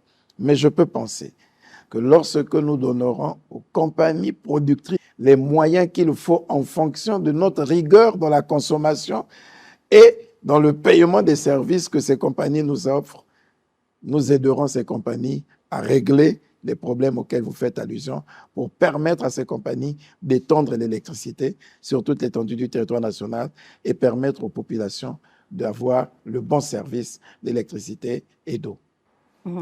Monsieur le Premier ministre, peut-être le dernier point sur ce volet, qu'en est-il de l'économie numérique, notamment sur le volet accessibilité à Internet? On voit bien les efforts que le gouvernement consent chaque jour, notamment avec le projet FASUS, qui implante Internet et accès au numérique dans quasiment toutes les localités du pays. Mais le problème, c'est que l'accès à Internet est encore un problème parce que ça coûte encore cher par rapport au train de vie de la population et surtout qu'il s'agit d'encourager les jeunes à la création d'emplois, à s'occuper autrement, mais ça coûte encore cher. Est-ce que vous avez des politiques dans ce sens pour réduire le coût d'Internet en République du Congo? Bon, je n'ai pas encore fait l'étude comparée pour savoir si c'est plus cher au Congo que dans les pays voisins. Mais je sais simplement que le gouvernement a beaucoup œuvré à réduire le coût de l'accès à l'Internet dans le pays, parce que j'avais dit dans mon programme d'action du gouvernement que cette génération, c'est la génération Z. Voilà, c'est la génération du numérique. Et c'est pour cette raison que nous faisons l'effort de connecter le maximum des localités au numérique. 160 localités sont connectées aujourd'hui sur Internet. Sur combien? C'est 160, oui, mais... Oui, mais si vous enlevez Brazzaville et Pointe-Noire, il est vrai que vous avez près de 3000 villages dans le pays. Voilà. Mais il faut déjà chercher à s'assurer de ce que au moins tous les districts, tous les chefs-lieux de district sont connectés au réseau numérique. C'est le plus important. Voilà. Maintenant, on continuera le travail. Je suis vu avant-hier dans le district de Ngabé.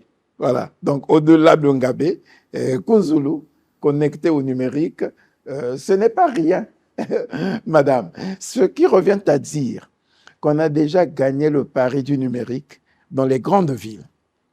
Brazzaville, Pointe-Noire, Dolisie, Owando, voilà, Wesso. Dans tous les chefs, dans les grandes villes, vous avez réussi à gagner le pari du numérique. Et ce sont ces grandes villes qui regorgent le plus grand nombre de notre population. Alors, si sur une population de 5 millions d'habitants, vous avez déjà 3 500 000 qui ont accès au numérique, on ne peut pas dire que ce n'est rien.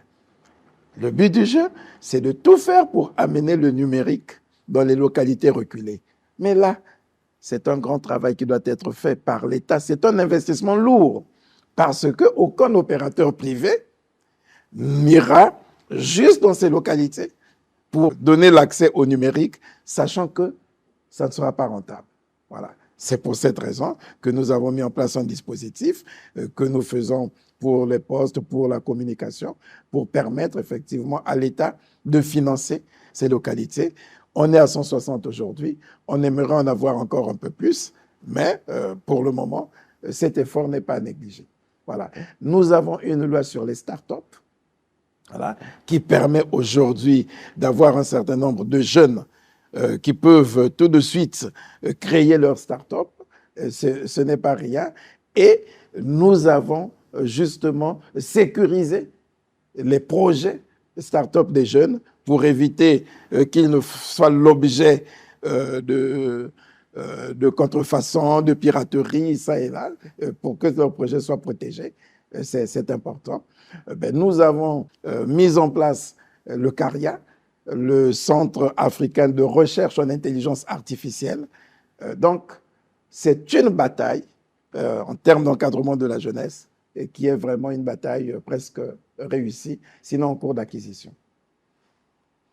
Voilà, Monsieur le Premier ministre, je pense que par là, nous mettons donc un terme à cette première partie de cette émission consacrée au décryptage et à l'évaluation de vos 12 batailles présentées en 2021 à l'Assemblée nationale.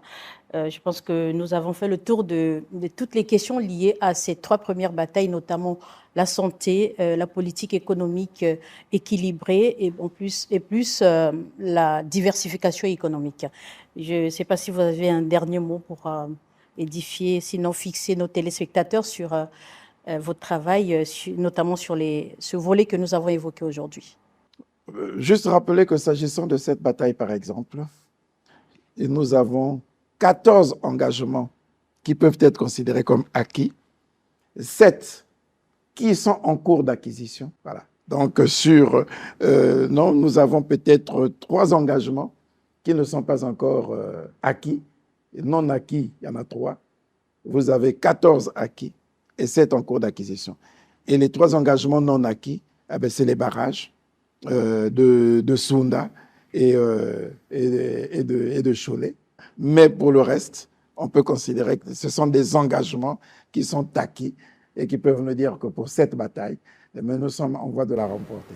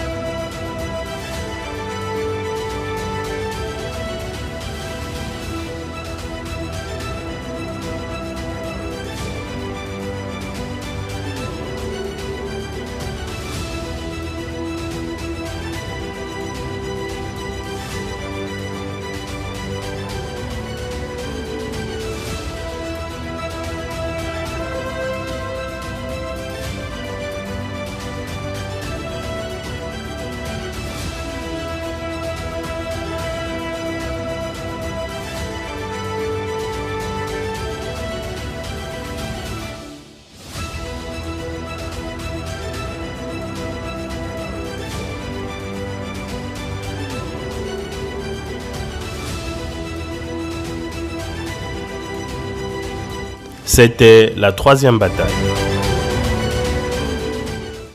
Voilà donc qui met un terme à cette première partie de ce grand entretien que nous réalisons avec le Premier ministre, chef du gouvernement, Anatole Kolini Makosso. Nous vous donnons rendez-vous au prochain numéro avec les 3 prochaines batailles, à savoir la politique sociale juste et solidaire, la culture créative et l'encadrement de la jeunesse. Merci encore une fois. Merci à l'équipe de la communication et des relations avec les médias de la primature sur la conduite du conseiller Gildas Mayela. À très bientôt.